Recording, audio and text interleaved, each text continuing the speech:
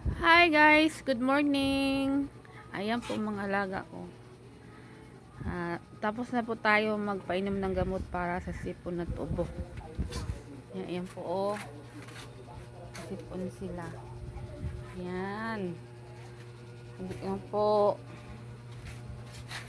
Ito po. Nalagay ko po sa, hindi ko lang pakita yung pangalan kasi bawal. Ayan. Sa tubig. Tsaka yun, mga ganyan. Ayan. Mga gamot yan sa sipon at ubo. Tsaka vitamins nila. Ayan guys.